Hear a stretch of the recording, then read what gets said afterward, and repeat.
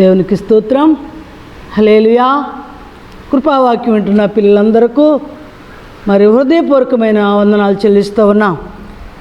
కాబట్టి వాక్యంలోకి వెళదాం, ప్రార్థన చేసుకుందాం. పరిశుద్ధుడా, మహోన్నతుడా, మహాగణుడా, నీకు వందనాలు. జీవము గల తండ్రి, నీ శ్రేష్టమైన నామములో, నీ ఘనమైన నామములో అయా మిమ్మల్ని ఘనపరిచేలాగా సహాయం దయచేయండి. దుష్టుడికి అధికారం లేకుండా సహాయం చేయండి అయ్యా. మీరు మాతో ఉండండి ప్రభా.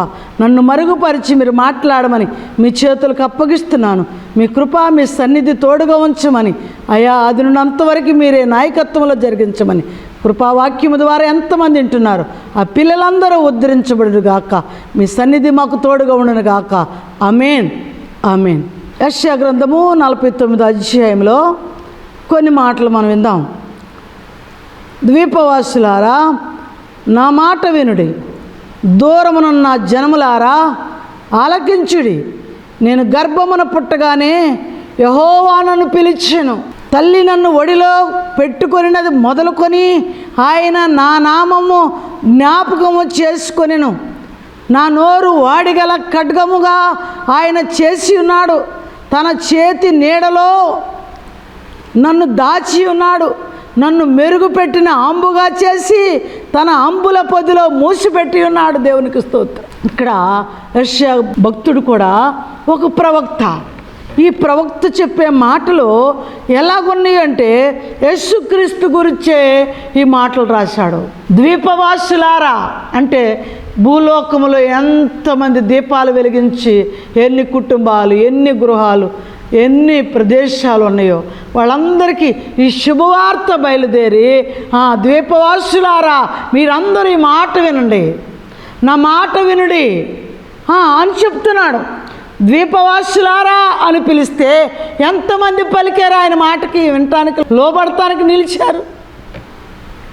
ఎంతమంది అంటే ఆయన ఏర్పాటులో ఉన్న పిల్లలు మాత్రమే ఉన్నారు. ఎక్కడ పడితే అంబరాలు సంబరాలు చేసుకునే వాళ్ళందరూ ఆయన పిల్లలు కాదని నేను ఖచ్చితంగా చెప్తున్నాను వాక్యాన్ని బట్టి. అంబరాన్ని కంటేలాగా సంబరాలు చేసుకుంటే ప్రయోజనం లేదు. కానీ ఆయన సువార్త విని ద్వీపవాసులారా నా మాట వినుడంటే వినేవారు లేరు. ఆయన మాటకు భయపడేవారు లేరు. ఆయనకు లోబడేవారు లేరు. ఆయనకు లోబడిన వారే ఆయన పిల్లలు. ఆయన సువార్త వింటేనే, ఆయన మాట వింటేనే ఆయన పిల్లలు. ఆయన్ని ఎలా పెంచాడో, ఎలాగ మూసిపెట్టాడో, దాచిపెట్టాడో, అంబుల పొదిగా ఎలా చేశాడో మనం విందాం. దూరమునున్న జనములారా ఆలకించుడి. నేను గర్భమున పుట్టగానే యెహోవా నన్ను పిలిచెను. దేవునికి స్తోత్రం. ఆయన పేరు ఏమై ఉన్నాడట? నేను ఒక మాట చెప్పాలి. మత్తయి సువార్తలో 12వ అధ్యాయంలో రాశాడు ఈ మాట. ఆయన ఏమై ఉన్నాడో మనం చూద్దాం. ఆ మాట మత్తయి సువార్త 12వ అధ్యాయంలో 18వ వచనం. ఇదిగో ఈయన నా సేవకుడు, ఇదిగో ఈయన నా సేవకుడు. అక్కడేమని ప్రవచించాడంటే తల్లి నన్ను గర్భమున పుట్టినప్పుడే నన్ను యెహోవా పిలిచెను, ఏర్పాటు చేసుకున్నాడు, ఎన్నుకున్నాడు అని చెప్పి రాసింది. ఇక్కడేమంటున్నాడంటే ఇదిగో ఈయన నా సేవకుడు అని చెప్తున్నాడు. ఎవరిని ఈయన నా సేవకుడు అని చెప్తున్నాడు? మత్తేనా? కాదు కదా. ఈ ప్రవచనంలో ఈయన నా సేవకుడు అని చెప్తున్నాడు. యేసు ప్రభు వారి గురించి మాట్లాడుతూ ఉంది ఈ వాక్యం. ఈయనను నేను ఏర్పరచుకొంటిని, ఈయనను నేను ఏర్పరచుకొంటిని. దేవునికి స్తోత్రం. యేసయ్యని తండ్రి ఏర్పరచుకున్నాడట. ఏర్పరచుకున్న గుంపులో ఉండాలి మనం కూడా. ఏర్పాటు నొందిన వారు కొంతమందే కానీ పిలువబడిన వారు అనేక మంది. ఒక అమ్మ అంటుందట, ఆశ్చర్యంగా ఉంది నాకు ఆ మాట. సేవకు వచ్చారు, సేవ చేస్తున్నారు, ఎన్ని వంకడొంకలుగా చేస్తున్నారో, ఎన్ని రకాలుగా వాళ్ళు ఇష్టంగా నడుపుతున్నారో. ప్రపంచం అంతటా ఆ ఒడిదుడుకులన్నీ పాగిపోతున్నాయి. వారు ఏమంటున్నారు, వారి చర్చి నుంచి మరొక చర్చికి వెళ్ళిందంట ఒక తల్లి. వెళితే ఆమెను అంటదట, నీవు మా చర్చి నుంచి ఎందుకు బయటికి వెళ్ళావు? మేము ఆశీర్వదించబడిన సంఘం కదా, మేము గొప్పవాళ్ళం కదా, మా చర్చి నుంచి ఎందుకు బయటికి వెళ్ళావు? మేము ఆశీర్వదించబడ్డాం అని చెప్తా ఉందంట. ఎలా ఆశీర్వదించబడ్డావు? జీతానికా, డబ్బులకా, సంస్థకా, డినామినేషనల్కా అమ్ముడు పోయి నువ్వు ఆశీర్వదించబడ్డావు. భూలోకంలో ఉన్నది ఎవరికి కావాలి? భవనాలు ఉండొచ్చు, ఆస్తులు ఉండొచ్చు, ప్లాట్లు ఉండొచ్చు. నీవు వస్తాయేం తెచ్చావు, నువ్వు ఎలా సంపాదించావు లెక్క అడగబోతున్నాడు దేవుడు. లెక్క అడుగుతాడు. యేసయ్య ఒట్టుగా వచ్చాడు, ఒట్టుగానే వెళ్ళిపోయాడు. మనం కూడా అలాగే ఒట్టుగా వెళ్ళిపోవాలి. కానీ ఆయన చిత్తము నేను నెరవేర్చాలా లేదా, ఆయన చిత్తంలో నేను నడుస్తున్నానా లేదా పరీక్షించుకో. నువ్వు ఎలా ఆశీర్వదించబడ్డావు? వడ్డీ సొమ్ముతో ఆశీర్వదించబడ్డావా? లంచాలతో ఆశీర్వదించబడ్డావా? మోసం చేసి ఆశీర్వదించబడ్డావా? పీదల నోళ్ళు కొట్టి ఆశీర్వదించబడ్డావా? ఎలాగ ఆశీర్వదించబడ్డావు? యేసయ్య ఆయన అంటున్నాడు కదా, ఈయన నా ప్రాణమున ఇష్టుడైన నా ప్రియుడు, దేవునికి స్తోత్రం. ఈయన తండ్రికి ఎలాంటి వాడట? నా ప్రాణమునకు ఇష్టుడైన వాడట అని చెప్తున్నాడు యేసయ్య. తండ్రి ప్రాణమునకు ఇష్టమైన ప్రియుడట. నువ్వెవరికి ఇష్టమై ఉన్నావు? డబ్బులు ఇచ్చే వాళ్ళకి, డబ్బులు ఇవ్వని వాళ్ళకి, ఖ్యాతి నొందిన వాళ్ళకి ప్రియముగా ఉంటున్నావా? దేవుడికి ప్రియముగా ఉంటున్నావా? పరిశీలన చేసుకో. నీ భక్తి పరిశీలన చేసుకో, నీ ప్రార్థన పరిశీలన చేసుకో, నీ సేవ పరిశీలన చేసుకో. భక్తుడా, ప్రియుడా అని పిలిపించుకుంటున్నావా తండ్రితో? యేసయ్య ప్రియుడు అని చెప్పించుకుంటున్నాడు. ఈయన నా ప్రాణముకు ఇష్టుడైన వాడు, ప్రియమైన వాడు అని చెప్తున్నాడు. పరమగీతంలో రాశాడు కదా, నా ప్రాణప్రియుడు అని రాసింది షోలమితి. నా ప్రాణప్రియుడు అని రాసింది. ఆయన కూడా నా ప్రియురాలా అని పిలిచాడు. నువ్వు ప్రియురాలా అనిపించుకుంటున్నావా? ప్రియుడా అనిపించుకుంటున్నావా? నువ్వు ఒకవేళ దేవుని యొక్క చిత్తము నెరవేర్చడానికి భూలోకానికి వస్తే నువ్వు రిక్తురాలుగానే వెళ్ళిపోవాలి. దేవుని కోసం అన్నీ విడిచిపెట్టి వెళ్ళాలి. దేన్ని చూసి మురిచిపోతున్నావు? ఆశీర్వాదాలు చూసి మురిచిపోతున్నావా? బిల్డింగులు చూసి మురిచిపోతున్నావా? ప్లాట్లు చూసి మురిచిపోతున్నావా? దేనికి మురిచిపోతున్నావు? ఎక్కడ పడిపోయావు అని నువ్వు పరిశీలన చేసుకో, పసికట్టుకో. ఆయన వాక్యం సెలవిస్తుంది. ఆయన అంటున్నాడు కదా, ఈయన నా ప్రాణమునకు ఇష్టుడై నా ప్రియుడు, ఈయన మీద నా ఆత్మ ఉంచేదను. దేవునికి స్తోత్రం. యేసు ప్రభు వారి మీద ఉంచుతాడట? ఈయన మీద నా ఆత్మను ఉంచేదను. ఆయన ఆత్మ ఆయన మీద ఉంది కనుక లోకములో, పాపములో, శాపములో పడిపోలేదు. పాపానికి దూరంగా ఉన్నాడు. మళ్ళీ అంటనివ్వలేదు, మస్ట్ అంటలేదు, జిగట గల దొంగ ఊబిలో దిగిపోలేదు యేసు ప్రభువు వారు. అందుకనే ఆయన పేరు పరిశుద్ధుడు, నీతిమంతుడు. నువ్వు దేవుని పేరు చెప్పుకుంటున్నావు కదా, ప్రియురాలు అని పిలుస్తాడా? దేవుని పేరు చెప్పుకొని దేవునికి విరోధంగా నడుస్తున్నావు, దేవునికి విరోధమైన క్రియలు చేస్తున్నావు, దేవునికి విరోధమైన కార్యాలు చేస్తున్నావు. అప్పుడు దేవుడికి నువ్వు ఇష్టరాలువా? నీ ఆశీర్వాదములు దేవుడికి కావాలా? నీ భవనాలు దేవుడు తింటాడా? నీ అంతస్తుల మీద కూర్చుంటాడా దేవుడు? అవసరం లేదు. ఆయనకి అవసరం లేదు లేదు లేదు అని చెప్తున్నాడు. అట్టి దేవుడికి నువ్వు ఎలా ఉండాలి? అట్టి దేవుడికి నువ్వు ఎలా ఉంటే దేవుడికి ఇష్టం? అందుకని వాక్యం ద్వారా యేసు ప్రభువారిని ఎలా ప్రేమించాడు తండ్రి అలా చెప్తూ ఉన్నాడు. ఈనాడు పిల్లలకు భయం చెప్పట్ల తల్లిదండ్రులు స్వార్థం నేర్పుతున్నారు, పాపం నేర్పుతున్నారు, కోపం నేర్పుతున్నారు, సినిమాలు నేర్పుతున్నారు, డాన్సులు నేర్పుతున్నారు, ప్రోగ్రాలకి ఫిక్స్డ్ అవుతున్నారు. ఈ పాపములో నడిపే దైవజనులందరూ ఎక్కడికి వెళ్తారు? నిత్య నరకాగ్నికి వెళ్ళాలి. నరకాగ్నికి ఆహుతి అయిపోతారు. దైవజనులని పేరు పెట్టుకొని కుటుంబాన్ని, పిల్లలను పతనం చేసుకుంటున్నారు. నీకు అప్పగించిన పిల్లలను పతనం చేస్తున్నావు. వాక్యానుసారంగా లేరు. మత్తయి సువార్తలో 23వ అధ్యాయంలో రాశాడు. ఎందుకు రాశాడు అంతలా మాట? అయ్యో ధర్మశాస్త్రోపదేశకులారా, అయ్యో బోధకులారా, సువార్థికులారా, మీరు వినండి. మీరు అందులో ప్రవేశించరు, ప్రవేశించి వారిని కూడా మీరు ప్రవేశింపనివ్వరు. ఎవరు అడ్డుబట్ట పరలోకానికి వెళ్ళకుండా చేసేది? సంఘాన్ని పరలోకానికి వెళ్లకుండా చేసే దైవజనులు ఎవరు? వాక్యానుసారంగా ఎవరు నడతలేదో వారు పరలోకానికి వెళ్ళరట. వారికి అప్పగించిన సంఘం కూడా పరలోకానికి వెళ్ళదు. జాగ్రత్తగా చదవండి బైబిల్లో ఉన్న మాట 2 అంచులు కలిగిన వాడి అయిన ఖడ్గం నన్ను సెదిస్తుంది, నా గుండెలు కోసేస్తుంది. నీ గుండెలు కూడా కోసేయాలి. దేవుని వాక్యం 2 అంచులు కలిగింది, వాడి అయినది, బలమైనది. జ్ఞాపకం చేసుకునండి. ఎందులో నడుతున్నావు? దేని చూసి మురిసిపోతున్నావు? గమనిస్తే ఆయన అంటున్నాడు కదా, ఈయన అన్యజనులకు న్యాయ విధిని ప్రచురము చేయును. దేవునికి స్తోత్రం.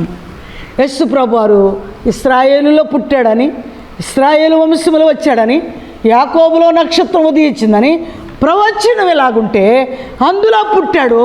అన్య జనాంగంలోకి వచ్చేసాడు. మన భారతదేశానికి వచ్చేసాడు. మన హిందూ దేశానికి వచ్చాడు. రాళ్లకు మొక్కే వాళ్ళతో మాట్లాడి, మీరు మాట్లాడకపోతే ఈ రాళ్ళు కేకలేస్తాయి అని చెప్పాడు. చెప్పి మనందరం రాళ్లకు మొక్కే మనల్ని ఈ అన్య జనాంగాన్ని పట్టుకొని మార్చి హల్లెలూయా అని చెప్పిస్తున్నాడు. అది దేవుని చిత్తము కాదా? అది దేవుని కృప కాదా? ఇక్కడ చెప్తున్నాడు లేఖనములో, ఈయన అన్యజనులకు న్యాయ విధిని ప్రచురము చేయును. న్యాయ విధిని అన్యజనాంగానికి నేర్పుతున్నాడట. అన్యజనాంగము దేవునికి స్తోత్రాలు చెబుతున్నారట. రాళ్లకు మొక్కి చెంపలేసుకున్న వాళ్ళని, టంకాయలు కొట్టిన వాళ్ళని హల్లెలూయా అని చెప్పించుకుంటున్నాడు. క్రైస్తవుడా, క్రీస్తును కలిగి నడిచినట్టుగా నటిస్తున్నా నీవు పాతాళానికి వెళ్ళవలసి ఉంది. వాక్యానుసారంగా నీ జీవితం లేదు. వాక్యానుసారంగా నీ ప్రార్థనలు, యాచనలు సరిలేవు. అందుకని ఇక్కడ వాక్యాన్ని చూసి మనం నేర్చుకోవాలి. ఆయన అంటున్నాడు కదా, ఈయన జగడమాడడు. ఏమని చెప్తున్నాడు? ఈయన జగడమాడడు, కేకలు వేయడు వీధులలో. ఈయన శబ్దం ఎవరికి వినబడదు. దేవునికి స్తోత్రం. ఎలాగుంటాడట? యేసు ప్రభువారు పుట్టి బజారుల్లో కేకలేసాడా? కేకలేయడని ఉంది కదా. ఈయన అన్యజనులకు న్యాయ విమర్శలు తీర్చడానికి వచ్చింది కాక ఈయన జగడమాడ్డట, కేకలు వేయడట వీధులలో. ఈయన శబ్దం ఎవరికి వినబడలేదట, వినబడలేదు. నువ్వు క్రిస్మస్ పండుగ వస్తే నెలబట్టి ఎగురుతున్నావు. నెలబట్టి 25వ తారీఖు నుంచి డిసెంబర్ 25 వరకు రోడ్లెమ్మట ఎగురుతున్నావు, సింధులేస్తున్నావు. ఆయన కేక వీధుల్లో వినబడదని చెప్పాడు. ఆయన కేకలు వేయడని చెప్పాడు. నువ్వు రోడ్ల మీద, బిల్డింగుల మీద డ్రామాలు, ప్రోగ్రాలు, డాన్సులు, నీ ఇష్టం వచ్చిన జిమ్ము చిక్కులు చేస్తుంటే దేవుడు నీతో ఉంటాడా? దేవుడు మీ మధ్యలోకి వస్తాడా? మన మధ్యలోకి వస్తాడా? రాడు. ఆయన వాక్యానుసారంగా లేదు నీ జీవితం. నీ కట్టడ వాక్యానుసారంగా లేదు. నీ అనుభూతి వాక్యానుసారంగా లేదు. వాక్యం ఎలా ఉంది?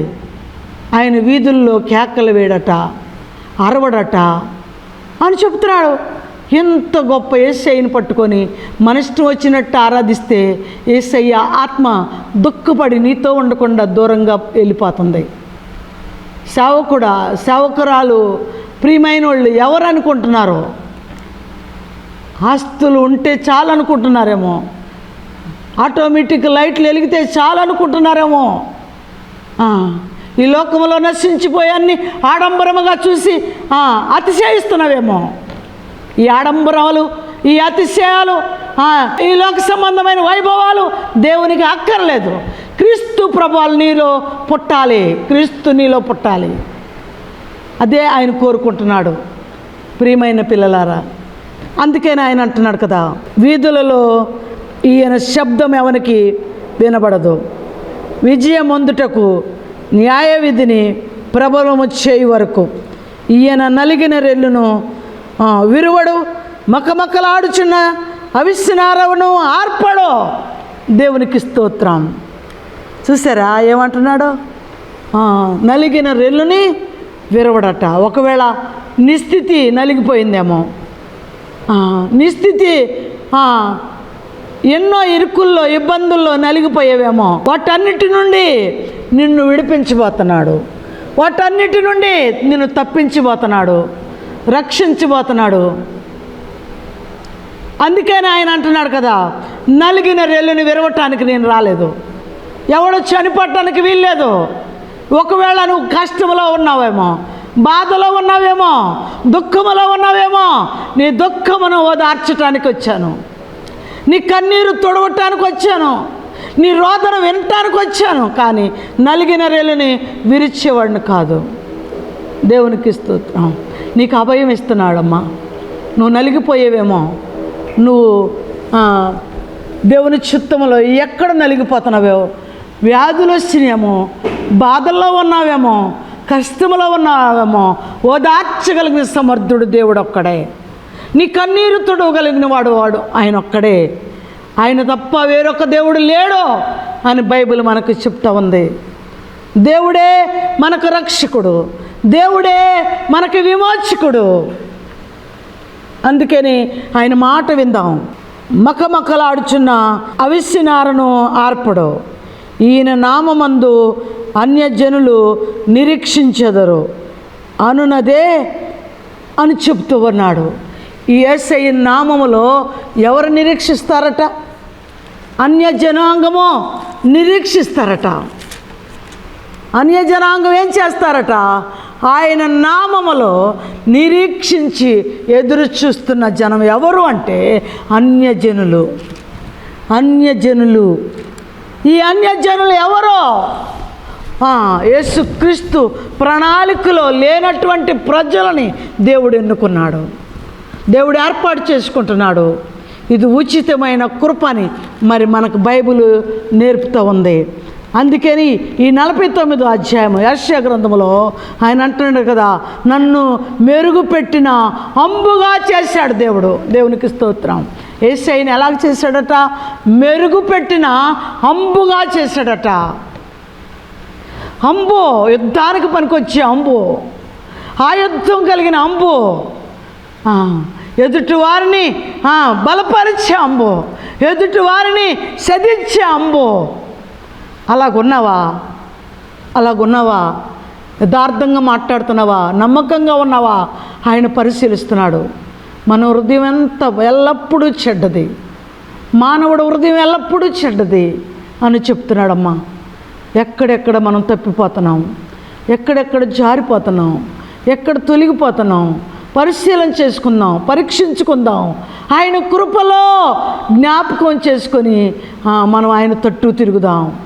ఆయన అంటున్నాడు కదా, తన అంబుల పొదిలో మూసిపెట్టి ఉన్నాడు. కొంతకాలం యేసు ప్రభు వారిని ఎలా పెట్టాడంట? అంబుల పొదిలో మూసిపెట్టి ఉన్నాడట. అంటే వెల్లడవకుండా 30 సంవత్సరాలు వెల్లడవకుండా ఏదో ఒక మానవ రీతిగా రక్త మాంసాలు ధరించుకొని శరీరధారిగా వచ్చి సశరీరుడిగా మారి మానవ రీతిగా వడ్రంగి పని చేస్తూ ఆ తండ్రి పక్కన ఉంటూ ఉన్నాడట.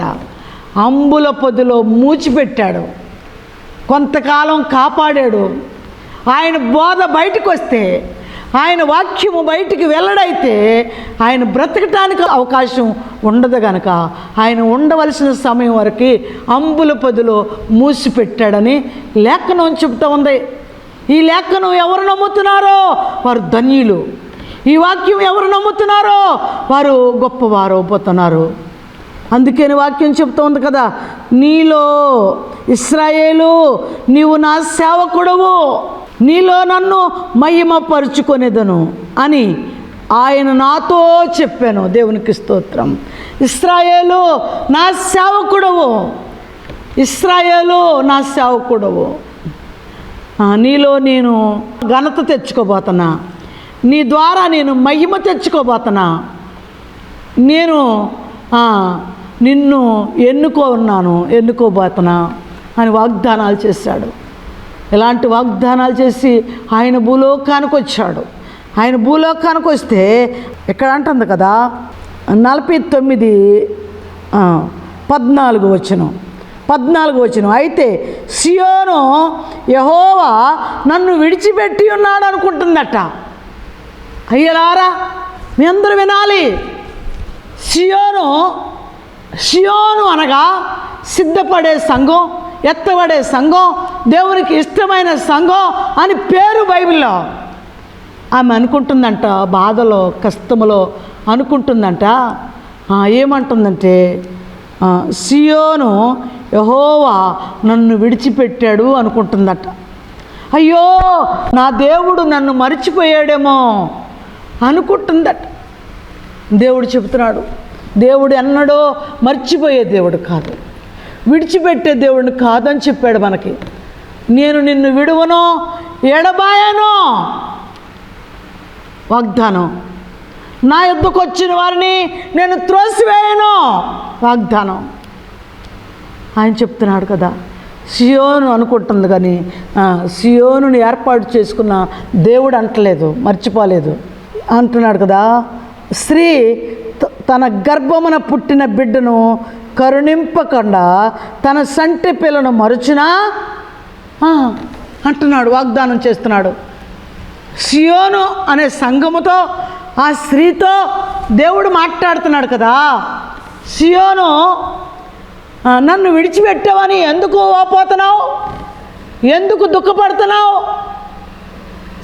స్త్రీ చంటి బిడ్డను, కనిన బిడ్డను, గర్భమున పుట్టిన బిడ్డను మరుచున, అయినా ఒకవేళ మరుచునేమో వృద్ధాప్యం వచ్చినప్పుడు యాకోబు మరిచాడు. అయ్యా స్వరమేమో ఏశావు వలె ఉంది, శరీరం యాకోబు వలె ఉందయ్యా, స్వరము గుర్తుపట్టే కాదే అని అంటున్నాడు. ఏశావు శరీరాన్ని ధరించుకున్నాడు, యాకోబు మంద దృష్టి వచ్చింది తండ్రికి, అప్పుడు గుర్తుపట్టలేదు. అయ్యా నువ్వు ఏశావువేనా అని అడిగాడు. ఒకవేళ మానవుడై పుట్టి మనము అందులు అయినప్పుడు, చూపు లేనప్పుడు, వృద్ధాప్యం వచ్చినప్పుడు ఒకవేళ బిడ్డను మర్చిపోవచ్చు, స్వరాన్ని మర్చిపోవచ్చు, కానీ యేసయ్య మరవడం. స్త్రీ తన గర్భమున పుట్టిన బిడ్డను మరుచునా మరవదే. ఒకవేళ ఆమె మర్చిపోయినా నేను మరిచే దేవుడిని కాదని చెప్తున్నాడు. సియోను దేవునికి ఇష్టమైన కుమార్తె, దేవునికి స్తోత్రం. ఆయన అంటున్నాడు కదా, మరుచునా వారైనా మరుచుదురు కానీ నేను నిన్ను మరువను. ఒకవేళ నీ కష్టములో దేవుడు లేడు అనుకుంటున్నావా, నీ కష్టములో యేసయ్య నిన్ను ఆదుకోవట్లేదు అనుకుంటున్నావేమో, నీ దుఃఖములో యేసయ్య ఓదార్చుడు అనుకుంటున్నావేమో, ఇక నాకెవరు తోడు లేరు అనుకుంటున్నావేమో, దేవుడు నీకు తోడుగా ఉన్నాడు.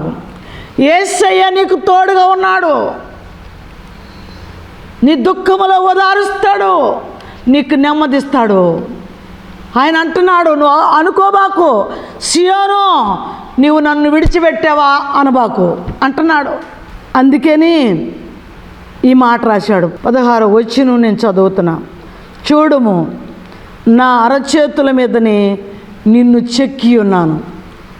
దేవునికి స్తోత్రం. ఎక్కడ చెక్కుకున్నాడట దేవుడు? దేవునికి స్తోత్రం.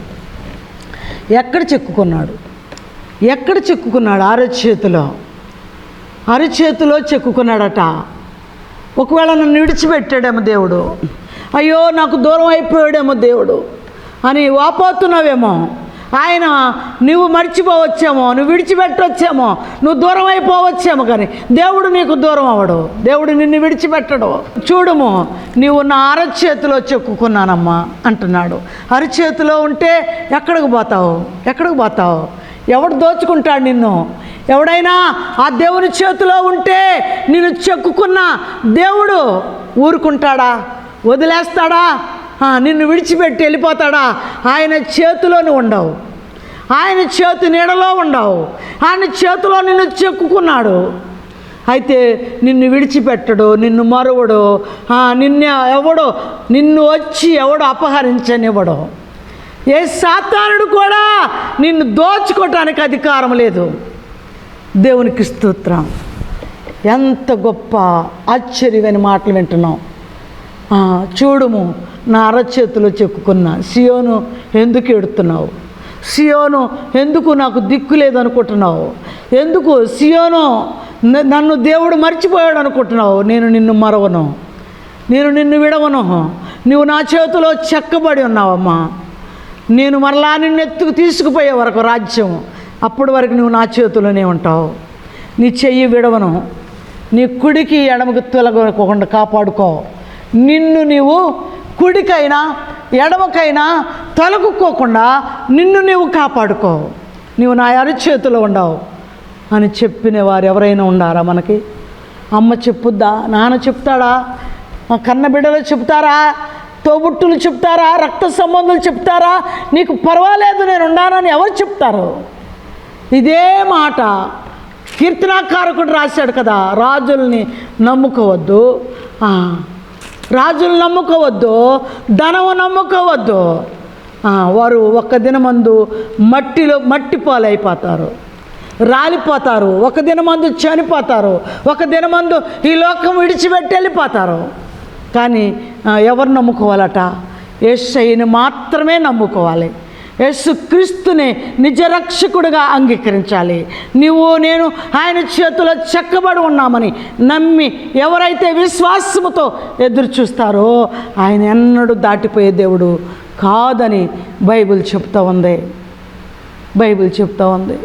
అందుకని ఆయన ఇంకా ఏమంటున్నాడంటే, నీ ప్రాకారములు నిత్యము నా ఎదుట ఉన్నవి, నీ కుమారులు త్వరపడుచున్నారు. నిన్ను నాశనము చేసి నిన్ను పాడు చేసిన వారు నీలో నుండి బయలు వెళ్ళుచున్నారు. దేవునికి స్తోత్రం. అయితే ఎప్పుడైతే నీవు సియోను సంఘములో చేరతావో, ఎప్పుడైతే సియోను క్రమభద్రతలో నడుస్తావో, ఎప్పుడైతే నీవు ఆయనకి ఇష్టమైన కస్టడీలో నిలబడతావో, నిన్ను నాశనము చేసేవాడు నీలో నుండి బయలుదేరి పారిపోతున్నాడు, వెళ్ళిపోతున్నాడు, వాడు నిన్నేమీ చేయలేడు అని చెప్తా ఉన్నాడు. యేసయ్య ఎంత గొప్ప మాట, ఎంత గొప్ప ఆశ్రయము మనకిచ్చాడు. ఆయన ఆశ్రయములు మనం దాక్కుకోవాలి. ఆయన ఏ దుష్టుడు దోచుకుంటాకు వచ్చినా వాడికి అధికారం లేకుండా మన మీద ఆయన సెక్యూరిటీ మనతో ఉంచబోతున్నాడు, మన మీద ఉంచబోతున్నాడు. ఆయన కృప మనకు తోడుగా ఉండి నడిపించబోతుంది. ప్రియమైన పిల్లలారా, కృపావాక్యం వింటున్న పిల్లలారా, మీ అందరూ కృపావాక్యములో ఉన్న మాధుర్యము, ఆయన కృప మాత్రమే గొప్పదని నమ్మి విశ్వసించాలి. మనం గొప్ప కాదు, మన ప్రార్థన గొప్ప కాదు, మన వాక్యం గొప్ప కాదు. ఆయన కృప ఉన్నతమైనది. నీ పట్ల ఆయన కృప ఎదురు చూస్తూ ఉంది. ఈ కృపావాక్యం వింటున్న పిల్లలందరూ వాక్యానుసారంగా క్రీస్తును కలిగిన జీవితము మనకి కావాలని నమ్మి విశ్వసించాలని మనవి చేస్తూ ఉన్నా. కృపావాక్యం వింటున్న పిల్లలు బలపరచబడాలి, అత్యాశగా వాక్యాన్ని వినాలి, ఆసక్తితో దేవుని తట్టు తిరిగి చూడాలి. ఆయన కృప మనకు దొరుకునుగాక, ఆయన సన్నిధి మనతో ఉండునుగాక, ఆయన సన్నిధి మీ బిడ్డల మీద ఉండునుగాక, ఆయన కావాలి నీ కుటుంబాలకి రక్షణ కలుగునుగాక. అట్టి కృపా సన్నిధి మనందరికీ దొరుకునుగాక. ఆమేన్, ఆమేన్. ప్రార్థన చేసుకుందాం. పరిశుద్ధుడా, మహోన్నతుడా, మహాగరుడా, నీకే స్తోత్రములు చెల్లిస్తున్నాను. ఆయన జీవము గల దేవా, నీకు స్తోత్రాలయ్యా. నీ అత్యధికమైన ప్రేమ చేత నీకు స్తోత్రాలు, నీ కృప చేత మీకు వందనాలు అయ్యా. ఇదిగో మమ్మల్ని అరచేతిలో చెక్కుకున్నవాడు అయ్యా. ఏ దుష్టుడు మమ్మల్ని దోచుకోకుండా కాపాడుతున్న దేవుడు అయ్యా. అయ్యా నిజంగా ప్రభా, మేము ఎక్కడికి వెళ్ళి ఏ రోగికి ప్రార్థన చేసినా, ఏ దయ్యాల కొరకు ప్రార్థన చేసినా మీ కృప మాతో ఉండబట్టే కార్యాలు చేస్తున్నావు తండ్రి. అయ్యా మీ కృప లేకుండా మేము ఏమీ చేయలేము. అయ్యా మీ ఉచితమైన ప్రేమ, మీ ఉచితమైన కృప, ఈ కృపావాక్యం వింటున్న బిడ్డలకి, వారి కుటుంబానికి తోడయి నడిపించమని మనం చేస్తూ ఉన్నాం. మీరే తండ్రి అయ్యా ఒప్పుకున్నంత వరకు, శక్తి ఉన్నంత వరకు అయ్యా ఈ ప్రార్థన టీవీలో వాక్యం చెప్పగలిగిన సామర్థ్యం నాకు దయచేయమని, మీ నామానికి మహిమ తెచ్చుకోమని యేసు పరిశుద్ధ నామములో అడుగుచున్నాం తండ్రి. ఆమేన్.